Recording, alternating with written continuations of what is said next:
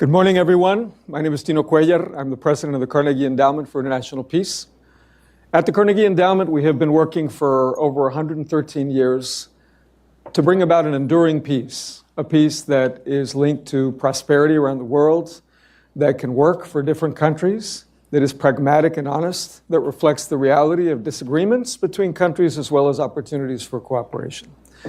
When we think about the possibilities for that peace, we also believe at Carnegie in intellectual honesty, and that candor brings us to recognize that the world faces enormous challenges as well as opportunities, arising from rifts in political economy, disagreements about how to handle climate change, increasing geopolitical friction and fissures, challenges to governance around the world. As we think about how those next tumultuous, intense, but potentially promising also 15 to 20 years are going to be handled, we realize that the world is changing before us. And that world will be navigated in no small measure by India and its 1.4 billion people and the effect they will have all over the world. Not a single issue that I mentioned, technology, climate, geopolitical dynamics, international political economy, makes really any sense without thinking about India and India's role in that dynamic. And as we think about India's role in the last few years, it has increasingly come to play a leadership role in a variety of challenges and issues around the world. Just to take one example, during its recent G20 presidency, India emphasized the importance of digital public infrastructure. A recent agreement between the United States and India highlights the possibility for international climate finance and reflects the possibility of unlocking over $1 billion in funding from international financial institutions. And if you go down the list, whether it's regional security in the Quad or issues involving multilateralism and the future of the international economic system, India and its government are playing an increasingly critical role. Today, to delve more deeply into these dynamics, we are privileged to have the External Affairs Minister of India, His Excellency S. Jaishankar. We're particularly delighted to have Minister Jaishankar because on the heels of the UN General Assembly meeting, we are in a perfect position to discuss some critical challenges that face the world, some opportunities that face India, and to understand how his own journey, which has reflected years as the country's external affairs minister since May of 2019, are now ultimately going to play out around the world. Dr. Jaishankar brings a perspective to his role that is informed not only by long years as a diplomat, but also by what I would call a scholarly perspective. He's a fellow political scientist. We like political scientists at Carnegie. Welcome. He has started his career at the Air Force School in Delhi and then went to St. Stephen's College and studied chemistry, but then saw the light and moved towards political science and attended Nehru University, earning an MA and a PhD.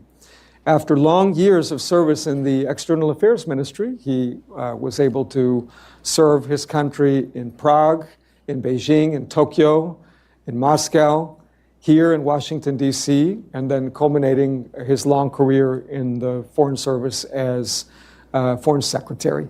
He was then recruited back into government after a stint in the private sector by the current government. Minister, we're delighted to have you here at Carnegie. Welcome, and I look forward to our conversation. Thank you, Tino, and I'm really very pleased to be here. Thank you. Terrific.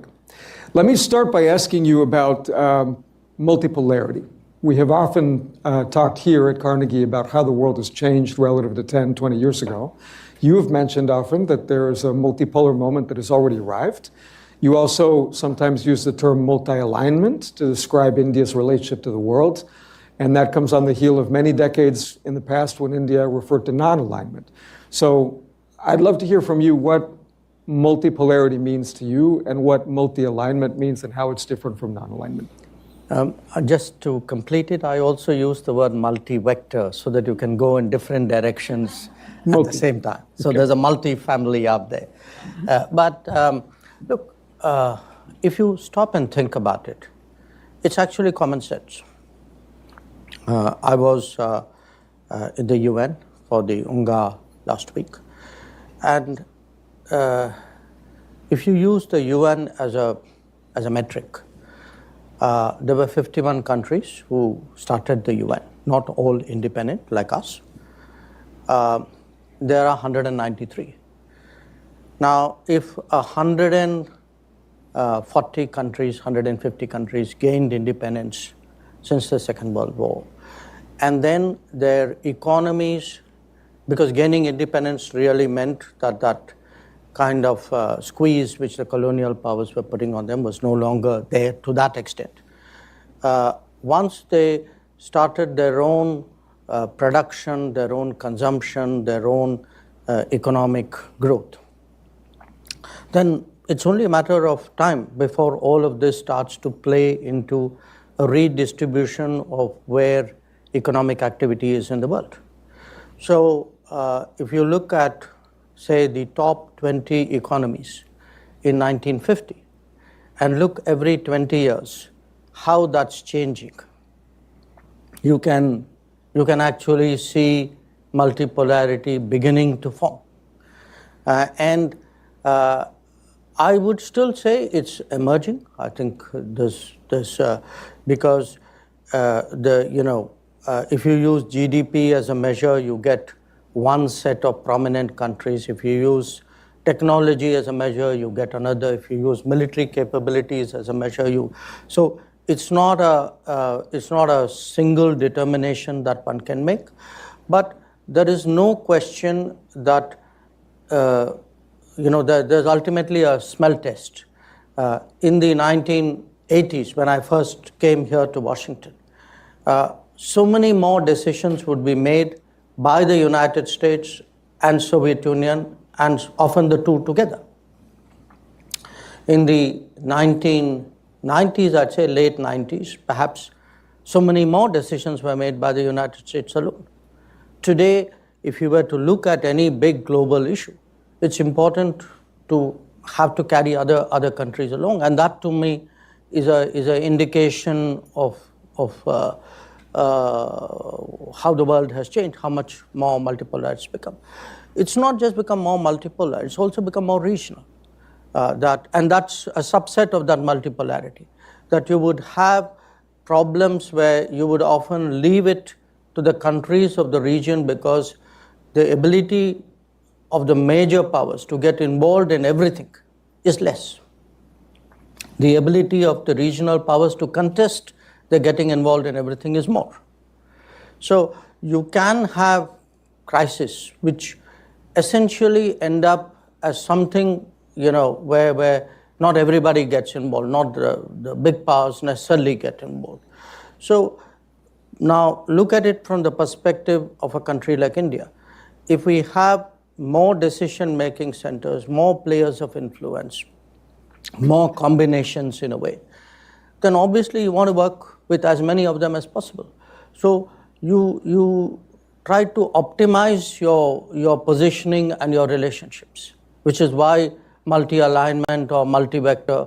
And again, it depends on the issue. I mean, there would be a set of issues where, let's say, the US is a very natural partner. There may be issues where the US may not, and some other set of countries may be. So how do you, and as you get bigger, interestingly, your agenda increases, so the need for partners also grow. So to me, that rebalancing accelerated by globalization, leading to multipolarity, leads a country like India to look at multi-vector and multi-aligned policies, and that's essentially what we're trying to do. And how is that different from the non-alignment of the 1970s, for example? It's different for 2-3 reasons. One, we were, obviously our interests were more defensive then. Our capabilities were less. Our contributions were less. I mean, let me give you a kind of example. You have these Houthi attacks in the Red Sea, okay? We are affected. All of Asia is affected because it's the main shipping line. Now, maybe 40 years ago, we'd have said something about it. Today, apart from saying something about it, you also send your ships and say, okay, we will make sure that we contribute to an international effort to secure the sea lanes. So it's the difference between the earlier era was it was more defensive, it was less capability driven. It was also less active in actually pursuing outcomes. Mm-hmm. So here you have a dog in every fight as you get bigger. So you can't say, I don't like it and I will stay away. You may not like it, but you still got to work on it in some fashion, directly or indirectly. And I think the willingness to, take risks also increase because once you want an outcome, you can't be passive. So it's far more active, capability-driven, and I would say more willing to make choices, because one of the characteristics of the non-aligned period was also there was a certain reticence about saying, okay, on this issue I need to work with you and therefore I'm willing to do that. I think that reticence is less. I mean, where our stakes are involved, you would not have had a Quad in the non-aligned era.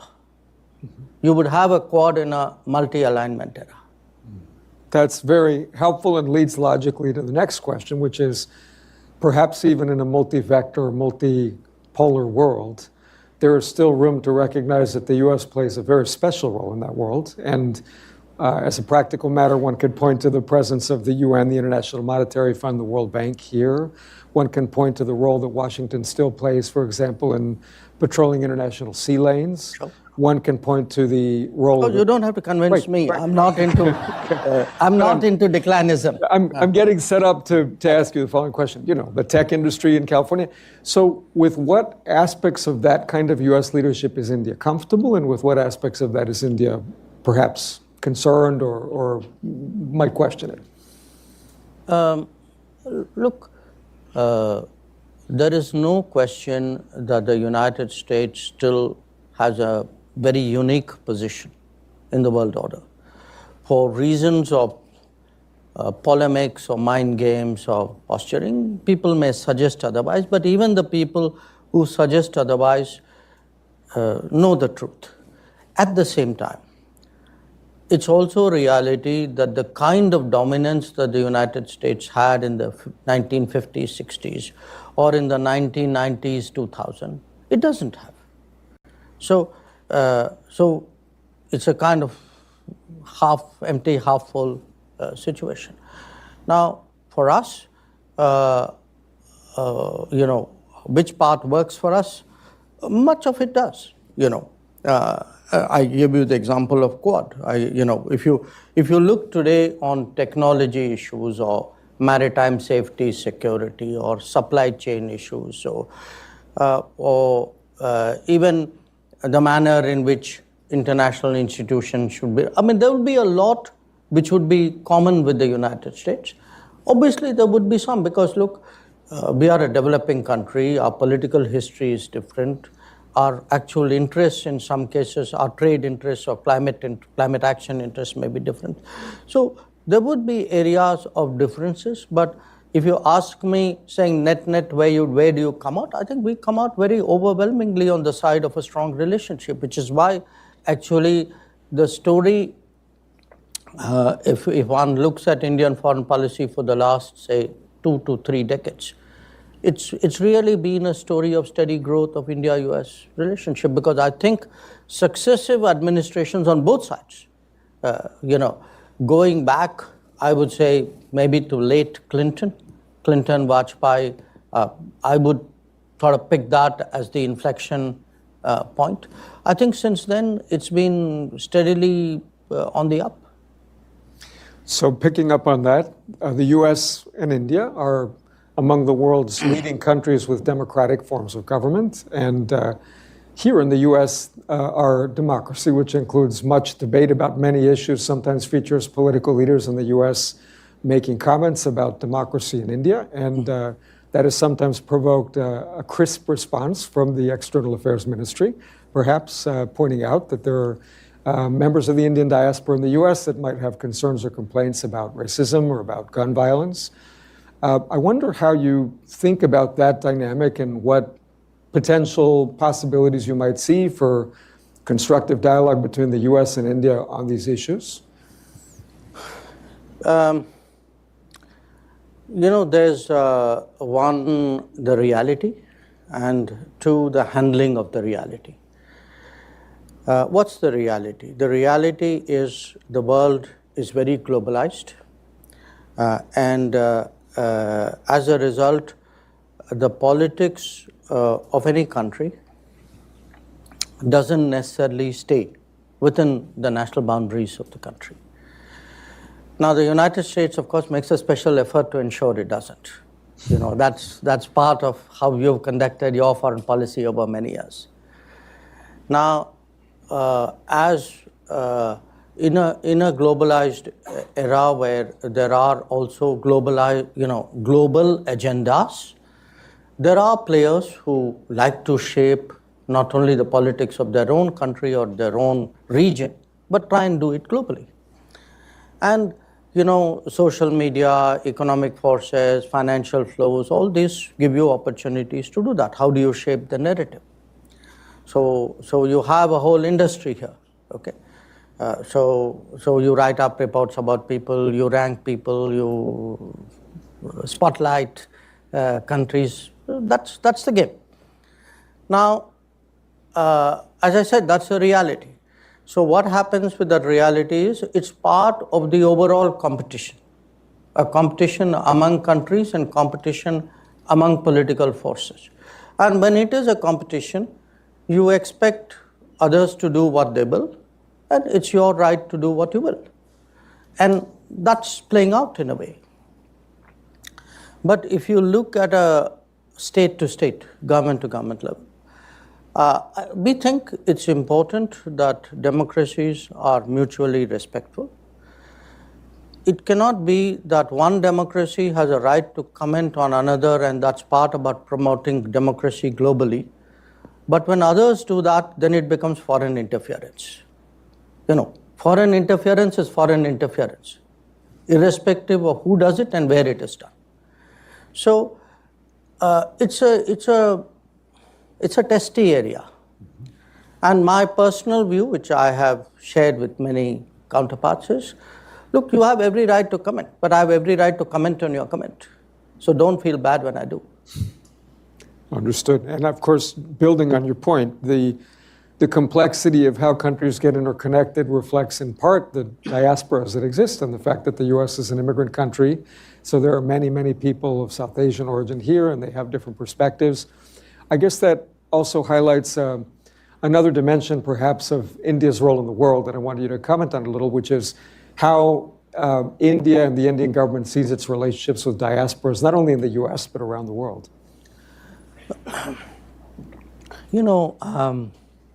We have roughly about something like 18, 19 million Indian nationals who live abroad. These are people with Indian passports. And probably about 14, 15 million people of Indian origin who would have had an Indian passport or would have hailed from India at some point of time, because this goes back to the last century when people didn't have passports. Now, when a country has this 30 million plus constituency out there, it needs to have some kind of thinking, how do you relate to such a large number of people? Because these numbers are only going to grow. When you referred in your initial remarks to technology. I feel today, looking at the current era, if India has something to bring to the table, because there are two ways by which you make space for yourself in the global order. One is to rise quantitatively, which is the GDP growth, etc. But one is also to make yourself important or relevant or indispensable to the global order. People do that by having a resource or having a technology or taking responsibilities. I think there what India can do is definitely bring the people factor, the talent factor into play. And you can do that because of technology.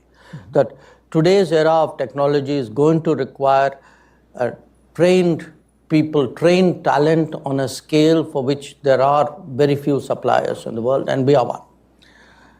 So when I contemplate a global workplace, when I look at greater mobility of people, and for me today, mobility is probably the most frequent conversations I have with my counterparts.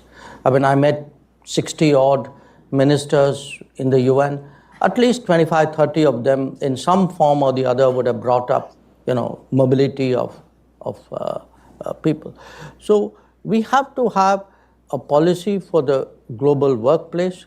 We have to have a policy for what happens when you have these communities outside. How do you maintain their connection with the mother country?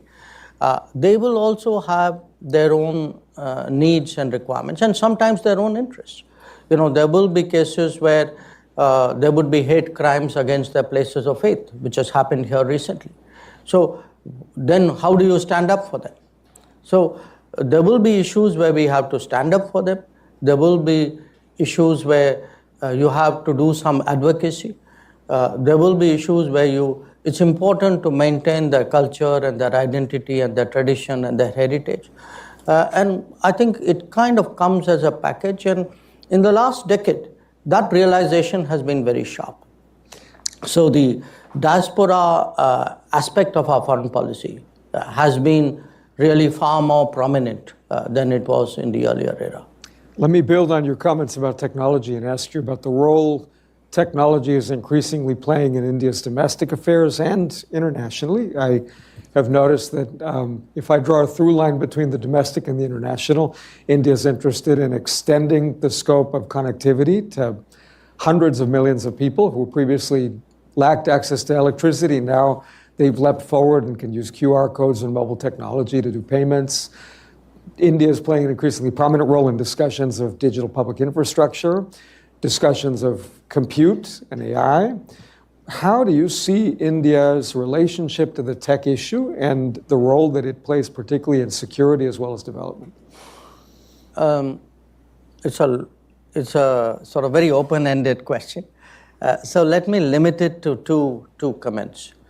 I think what is happening in India, what has happened in India over the last decade and continues to happen, in terms of deployment of technologies for governance, for service delivery, for public social welfare, is actually an extraordinary story. What it has enabled us to do is to take up challenges which were either not addressable at all, or if so, on a very small scale, and then use technology to really massively expand it. So when you are able today to have a system with a backbone of a digital identity of people, and then are able to figure out their entitlements, and then are able to deliver on those entitlements knowing that it's going to the right set of people, then it's a totally different world out there. If 10 years ago I had sat with you and said that, look, in the coming 10 years, we will be able to deliver 40 million homes to people and know exactly which people we're going to give it to, you wouldn't believe me. I wouldn't believe myself. If you say that, look, we have today equivalent not of a food stamp, but like a food support system, which covers 820 million people. Or you have, how important, everybody struggles with health access. Okay, it's a big issue in this country as well. So to create at our level of income, remember we're still a $3,000 per capita income country. At $3,000 per capita, if you can optimize your health system using technology, and actually today I think our health coverage is about 600 and something million. So we can contemplate doing things which we could not have done till we developed a digital public infrastructure. So that would be one. A completely different example, or actually not completely, slightly related. I would say look at something, a big issue in international politics, which is the semiconductor world. How do you create the supply chains for it? How do you make sure they are reliable, they are trusted? And I think today the understand, India is in a sense gearing up for that world. And we want to come in also as a technology player, including on the hardware side. That if Apple phones is today making so much of its production in India, if we are, after years of neglecting this domain, today we have a serious semiconductor mission, of which our crucial partner is the United States.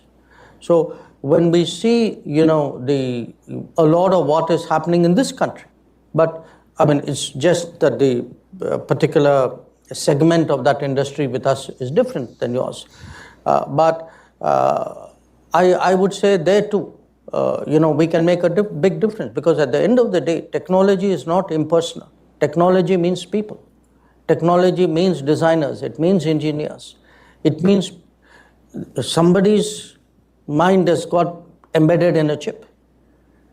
So it is, I think, something which we can make a big difference on.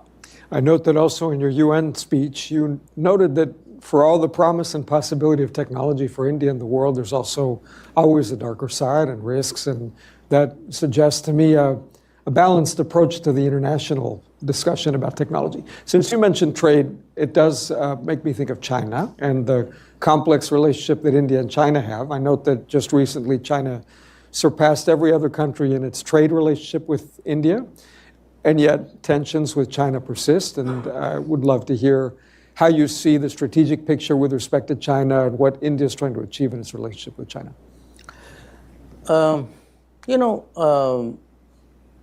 When it comes to trade, correct me if I'm wrong, I think China accounts for globally about 32% of global manufacturing. I think that would be the right number. And a lot of that has happened because over multiple decades, the international business, which is primarily Western-led, has chosen to collaborate with China for mutual benefit. So today, for any country, if you are into any kind of consumption or even into any kind of manufacturing, sourcing out of China is something which is inevitable. Because if you are not manufacturing and consuming, that's probably where you get a lot of things the cheapest. And even if you are manufacturing, a lot of your components and your semi-processed materials, come out of there. So what happens is that, in a sense, trade with China at one level is almost autonomous of the political or the rest of the relationship, you can say. So I don't think it's just a question of numbers. You also need to look at what is it which you are trading, because there would be countries who would be more sensitive to their exposure. There would be countries who wouldn't care. So I think for us today, because we were earlier on digital, on technology, we are very sensitive to our data flows. It's often, to me, a little perplexing that people debate so deeply how the data must be secured at home, but are less concerned about what happens when the data leaves your borders. So in a much more data-sensitive world, in a much more technology-sensitive world, I think it's important to look at what your exposures are, how do you mitigate it, how do you balance it, how do you diminish the risks. Separately from that, in terms of our own relationship with China, I think it's a long story, but the short version is that we had agreements on how to keep the border peaceful and tranquil, and those agreements were violated by China in 2020. And because we have forward deployments of our militaries, there are resulting tensions. And until those forward deployments are addressed, the tensions would continue. If the tensions continue, it casts a natural shadow over the rest of the relationship. So our relationship hasn't been great for the last 4 years. Another element of China's role in the world, of course, is the discussions that play out between the US, China, the European Union, EU, BRICS countries around international economics. And this brings me to ask you a little bit about de-dollarization as a possibility for the world. At times, India has expressed interest in an alternative currency that can serve as a reserve mechanism. And I wonder how you see that right now, what you see as the role of the dollar and these discussions about international economic policy. No, I think you have us confused for someone else here because we have never actively targeted the dollar. That's not part of either our economic policy or our political or our strategic policy. Some others may have. Okay. What I will tell you is a natural concern we have. Okay. We often have trade partners who do not have dollars to trade. Mm-hmm. Okay. So we now have to look at whether we forego dealings with them or do we find some settlement which works otherwise. So there's no I can say malicious intent vis-a-vis the dollar in doing this. We're trying to do our business. Mm-hmm. Sometimes you make it difficult, in the use of dollars. So we have some trade partners with whom trade in dollars becomes difficult because of your policies. So we have to obviously look for workarounds. But for us, again, look, as we spoke about rebalancing, we spoke about multipolarity. Obviously, all of this is also going to reflect on currencies and economic dealings. So it is the era of American dominance is also an era of dollar dominance, an era of a certain hedging and a certain spread. Other factors will come into play. I mean that it will be more competitive even in currencies. So, but I won't take it quite, at least vis-a-vis us, the way. I understand. I wanted to give you the chance to address. And by the way, when you say you, I know you mean you, the United States, not you, Carnegie, to be clear. We have limited control over international economic policy so far, at least. But staying with that theme, the Modi government now has had 100 days or so since sort of the next period, an election. And wonder how you see its emerging economic priorities and where you think progress is most likely and where you think the challenges are. Well, there's a lot that has happened in these 100 days. Partly because we had planned for it. But if I were to pick 3 issues which would be, I think, of interest to everybody else, it would be we have cleared an initiative to create 12 major industrial nodes across the country with the idea that there are zones which are prepared to attract domestic and global manufacturing, which is a way underlines our determination to become stronger in the era of manufacturing and also to contribute more to global supply chains. Associated with it, but in addition, also a whole series of new infrastructure projects, new ports, new railways, new roads. Many of them sort of complementary to these nodes, which will again make it easier to do business, easier for living. So it's part of overall development, but it would certainly enhance our competitiveness in the international economy. And the third, which I come back to you again, the people. In fact, in our system, when you present your budget, you have something as the equivalent of the State of the Union along with it. The finance minister reads, she lays out what are the policies of the government. And if you look at this year's budget, which was presented after the election, the focus was very heavily on upgrading human resources. How do you, create more skilling institutions? How do you make people more employable in a way? So if you have a better plug-and-play manufacturing possibility, improved, enhanced infrastructure, larger volumes of human resources to deal with, I think collectively that would be a direction we are going.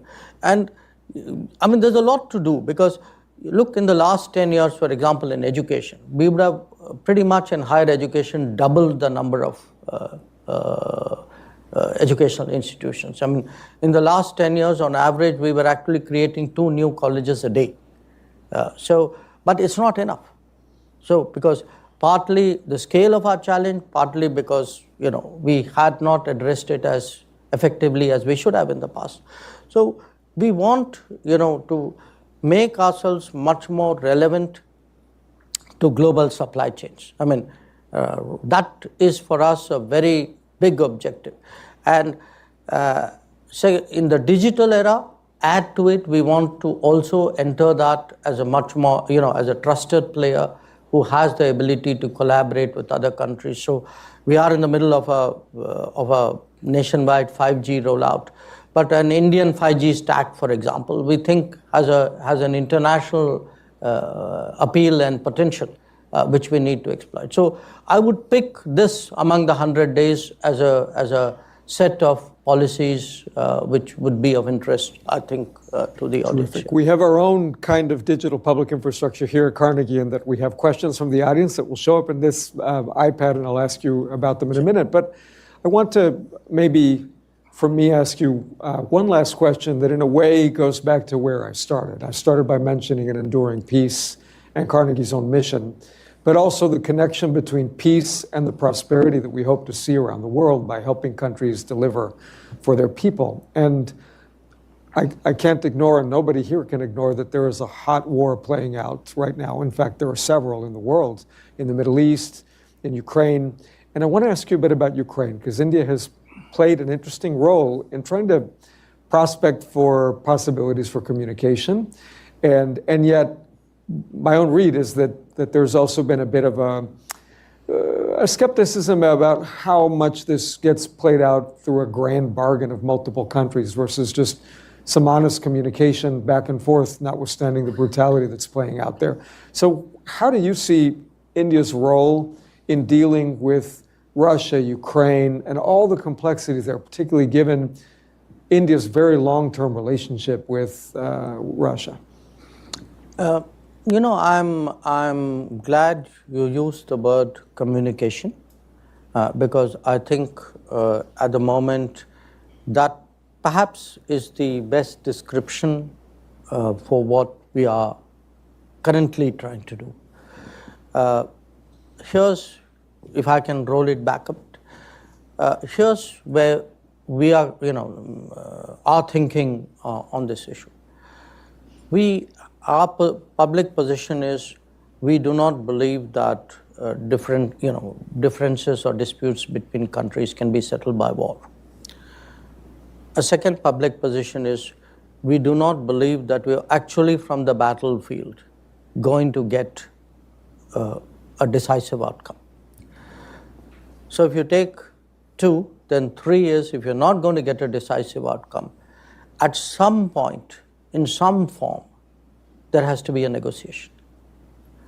If there is a negotiation, whenever we get there, then obviously there has to be some preparation or some exploration and some communication between the parties concerned, which is primarily Russia and Ukraine. So with these propositions in mind, we started in this third term, some explorative discussions. It started between Prime Minister Modi and President Zelensky, first in Italy, in Puglia, on the sidelines of the G7. Then during Prime Minister Modi's visit to Moscow. Then after that, the trip that we made to Kiev, after which our National Security Advisor went back to Moscow, after which Prime Minister met Zelensky last week in New York. And in between, at different levels, I or our National Security Advisor or some other people, we keep talking to both sides as well. We are very, measured and circumspect about what we are doing. We are not hyping it. Our effort is to have communications, take anything of interest that we have a conversation, take anything of interest we hear to the other side, communicate that in good faith. If there are reactions or ideas on that side, take it back. We're not, it's really, the intent is to be helpful. To some extent, I mean, if we have to keep other people sort of informed, I mean, where it is necessary, we do that as well. So there are not many countries. Look, we are into a third year of a war. There are not many countries today who have still the ability to go to these two capitals, talk to the two leaders, and then go back to the other one with that. I think in any conflict, if the intention at some point is to end the conflict, it is such endeavors are useful. I would say they're even laudable. But again, please do understand, we are not promising anything. We are not suggesting we have some grand bargain or a peace plan. We are simply trying to do something helpful, reflecting the widespread anxiety in the world that this conflict is actually making everybody's life very difficult. That's a perfect segue into a question from the audience about something we were just discussing before we came out here, Minister, and it's about the escalating violence in the Middle East. Mm-hmm. So how does India see its approach to Israel policy, Lebanon, the wider conflict possibilities and risks? Well, look, if one looks at the current situation, I think it would be right to start off with October 7th. We regard October 7th as a terrorist attack. We understand that Israel had a need to respond. But we also believe that any response by any country has to take into account international humanitarian law, that it must be careful about any damage or any implications for civilian populations. And that given what has happened in Gaza, it is important to have some kind of international humanitarian effort out there. And we are very much concerned at the possibility of a broadening of the conflict, not just what happened in Lebanon, but also, I referred earlier to the Houthis and the Red Sea. And, to some extent, anything that happens between Iran and Israel. So, again, it's one thing to be concerned. I'm sure you can say that for a lot of countries. If, as part of that concern, you can end up doing something about it, again, don't underestimate the importance of communication in difficult times. If there are things to be said and passed on and passed back, I think those are all contributions that we can make, and we do. Terrific. We have a question about the Pacific Islands and the Act East approach that the Prime Minister has made a cornerstone of his foreign policy in the Indo-Pacific. What is your sense of how India regards the Pacific Islands and their role in India's sort of perspective around the world, and how do you see India's approach to these regions? Well, we have a historical connect with one Pacific island, which was Fiji, because during colonial times, a lot of Indians were transported there as indentured labor. But again, as part of a longer-term foreign policy vision, I mean, we are today trying to operate in the immediate, the medium, and the longer term. We have created a forum of Pacific Island countries, India Pacific Island, which has had three gathering our ideas every 5 years at least. You try and meet, and we just had one last year in Papua New Guinea. But today, with every one of the Pacific island nations, we have some kind of development program going there. There would be an Indian project there. Somebody would be getting trained there. Something would be happening in health or education or IT out there. They would be sending their people to India. Many of them have set up embassies in India. So we feel as part of our global South solidarity that these smaller countries, they were, by the way, countries, many of whom got their vaccines from us during the COVID. And they have some very peculiar problems, for some reason, there's a big kidney issue there. So there are dialysis facilities are greatly wanted. So we are trying to address a lot of their socio-economic needs and build a long-term relationship with them, just as we are with the CARICOM at this side. And we feel that these are good. They are good expressions of global South solidarity. They are actually doing good in the world, which often people underplay. And for us, as a long-term, I can imagine a time, I mean, it may not be my time, but at some point, India too would be a global power.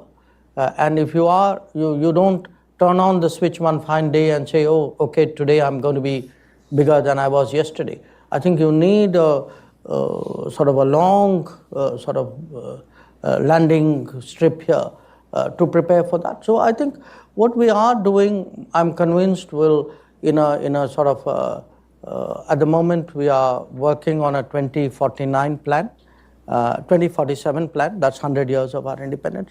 When I think of where an India would be in 2047, I think it's very important that with these what would be considered distant regions, we have actually much closer ties. Building on that and coming closer into India's immediate neighborhood, there's a question about the South Asia region and how the region has experienced a certain degree of shocks recently. There are concerns over Nepal-China ties, Maldives-China ties, tumultuous election in Sri Lanka, Hasina Saud in Bangladesh.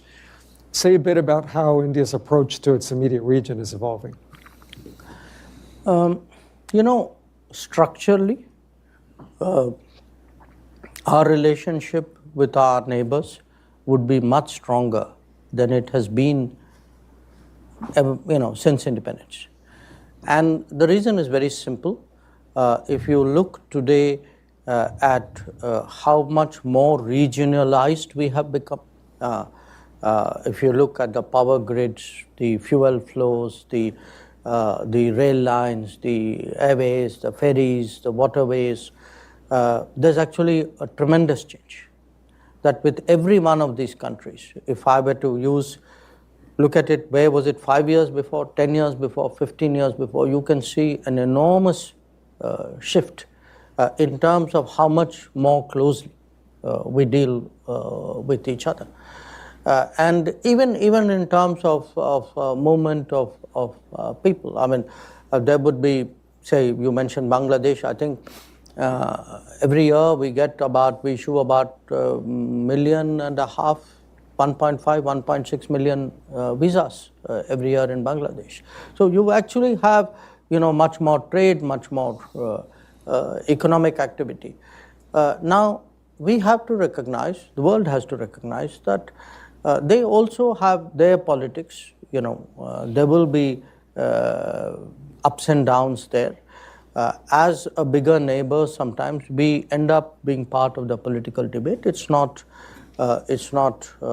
unusual. I'm sure something like that must have happened to you, to the US in what happens in this broader region. So we have to factor it in. And my own sense is the best way of dealing with that is, rather than get overexcited by immediate events, you allow the stability factors to play out. You respond with a degree of sobriety and responsibility to anything that happens. And where China is concerned, there are two factors here. One, that China itself, for some countries, is also a neighbor. So in a sense, there would be a few cases where China is a neighbor or a near neighbor. So politics is competitive. And I tell my colleagues in the foreign ministry, saying, look, prepare to compete. I mean, this world's not going to give you anything on a platter. So if you want to maintain your position, you want to improve your position, do the hard work, do the investments, build those relationships, and that's what we'll do. And I'll tell you one thing, at the end of the day, I'm very confident. I mean, every few months or every, I keep getting these stories about how one particular relationship is tanking. And I urge you a few months later to look at that relationship. And it doesn't. And it won't. How does India view rising concerns and tensions over Taiwan, which is an issue that is much debated here in the United States? For us, I think, the international economy today is actually very fragile. And I, as part of my responsibility, travel a lot to parts of the world which has had a very hard time in the last 5 years, where people have seen a visible sort of drop in their quality of life. I mean, you mentioned Sri Lanka. It's a country, I've lived in that country, I've been going there from time to time. I think part of what explained, the political shifts there was actually the trauma that they underwent as a result of, yes, there were some causal factors were within their control, maybe some of the choices were not smart, but some of it was not. Now, what the lessons of tensions or conflicts, what we saw in Ukraine, what we're seeing in the Middle East, that in a globalized world, conflicts and tensions anywhere are going to cause problems everywhere. That it's no longer regional. It can't be, it's out there and it's just between, those guys. It's going to come at everybody in some form or the other. So I would say today there is a huge, when we do these global South summits, we've done 3 of them so far. The global South is extremely concerned about new factors of stress, tension, anxiety, more pressures on the system because they are at the bottom of the chain. I'm part of them. We feel the pain. So I do think today people want, they want reassurance, they want stability, they don't want sharper, life is tough enough. Nobody wants more anxiety. And that leads perhaps to a question about the new Japanese Prime Minister's call for something like an Asian NATO. How do you think about that possibility? Well, you look, he comes, he's Japanese. This is a country which has a treaty relationship with the United States. So I guess when countries have that history and that strategic culture, their lexicon and their thinking would be along that direction. We have never been a treaty ally of any country. We don't have that kind of strategic architecture in mind.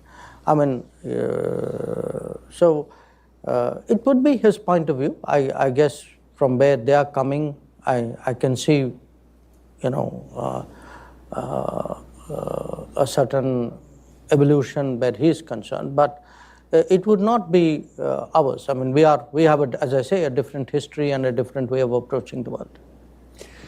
When I think about the relationships that India has cultivated, I think about the technology relationship with the US, and certainly one perhaps signature feature of the India-US relationship in these 2 governments has been a deepening of the technology ties. When the discussion turns to artificial intelligence, of course, there are a whole range of issues, from semiconductors to compute, how much of it is sovereign, data, the human capital piece that you mentioned. But I just note to highlight the enormous change happening in that field right now. If we fed into any number of AI systems, simply a prompt of what would a conversation between the Indian External Affairs Minister and the President of Carnegie sound like. The system could have generated something like this. Not as good as what we're doing, perhaps, but the technology is changing quickly. How do you see the cooperation between India and the US on this AI technology, and where do you want it to be in the next few years? I see very strong possibilities because, as I have mentioned, there's a technology convergence. There is a certain, and you know, this is important. In a data-driven world, I think the issues of privacy, of security, of what are systems, what is law, what is allowed, what is not allowed, what are you comfortable doing, what are you not comfortable doing, I think all these become very important. So I see a certain convergence here. Not, you know, this is not a transactional convergence. It is one too, but I think there's also underlying it a kind of a comfort and a belief convergence. It's, you know, think about it. Would you feel the same if your personal data, where does it reside, who has access, which company is looking at it? You would make a difference. You know, it wouldn't be this. You wouldn't be agnostic about it. So, to some extent, I'm extrapolating it into the world of AI as well. There would be partners of comfort. There would be enterprises in a way with whom you would say, okay, I can work with these guys. Maybe I'd have a problem with those guys. So we have.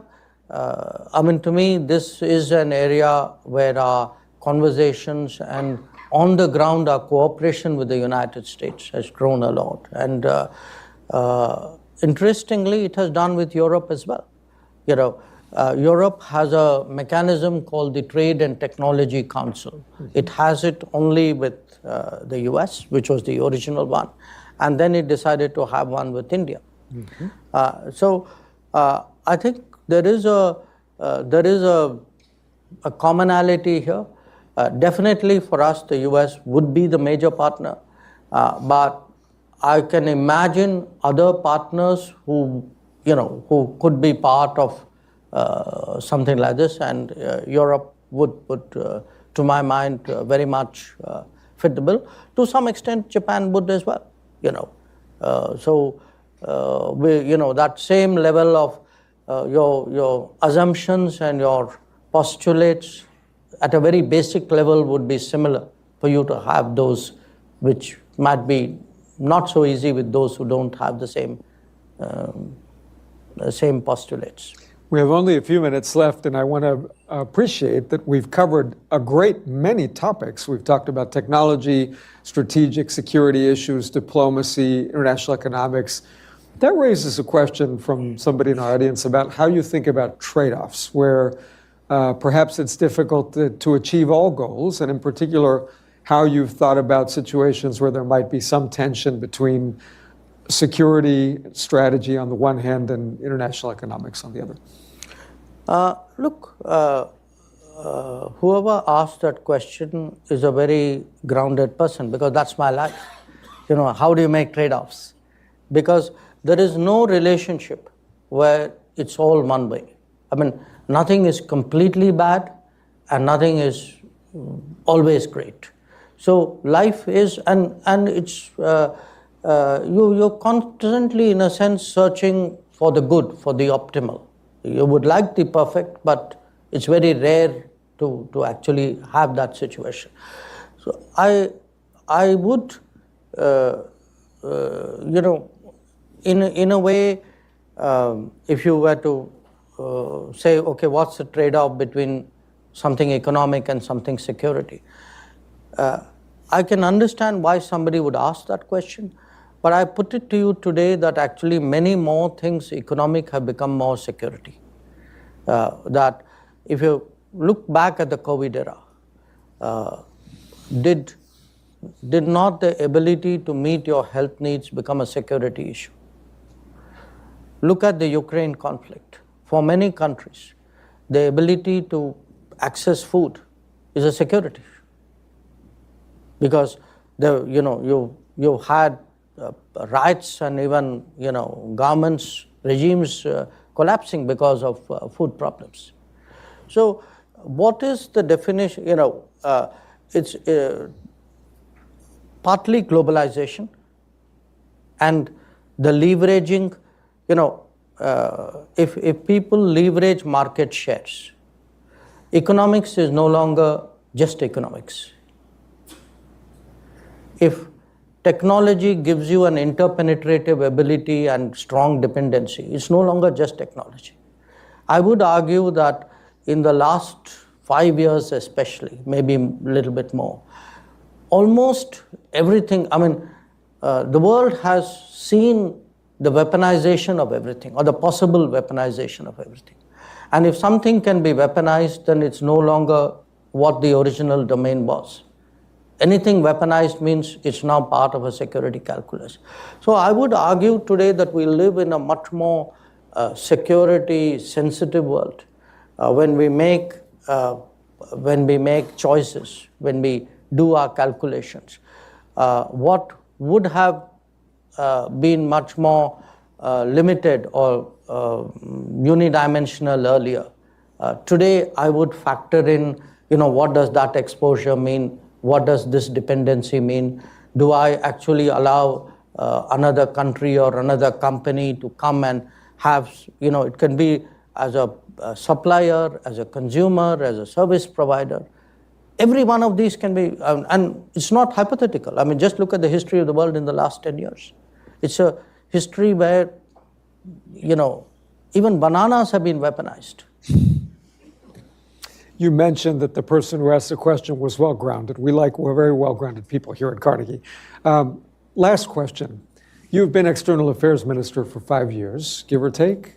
What do you find most interesting and fulfilling in the position? What do you find most challenging? That depends on whether you want me to stay on the job or not. So you can decide. Look, for me, in my own country, it's an unusual situation because we've only twice had an experience of someone from the diplomatic world actually becoming a minister. It's got a big advantage, which is like the trade well, you've done it for a very long time. You bring with you all the networking and the experience and the granularity of the business. The challenge is to kind of now say, okay, I'm not just in charge of an embassy or even in sort of running institution. I'm actually there's a sort of a bigger vision, and I think certainly for us in the political world, you are much more integrated. We have I guess everybody does. You have a sort of a cabinet system, so you tend to hear much more other domains and see how you can how you can advance them, how you can factor them into your calculation. So actually your world widens. It's quite honestly, in many ways, it's when you come into this with all that years of experience behind you, it's something you like doing. So I get up every day. I don't lack energy in what I do for the rest of the day, but there are the challenges which go with it. In many ways you have to take calls. You are either the last person or the second last person taking the call. I have a prime minister who on some issues I would go to. And it's a different responsibility. Because It could be an evacuation operation, it could be a border situation, it could be a judgment call, and the rest of the system, in a sense, relies on your judgment. And that means there's then a responsibility which comes that, okay, you know,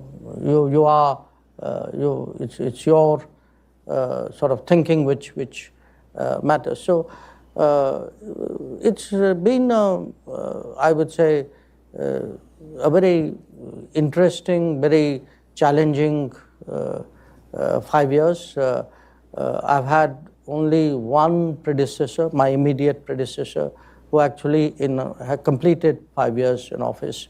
The turnover period in our part of the world is a little higher. So let's see how it goes. Okay. Thank you very much, and we look forward to having you back at Carnegie sometime. Thank you. Pleasure. That's great. Well done.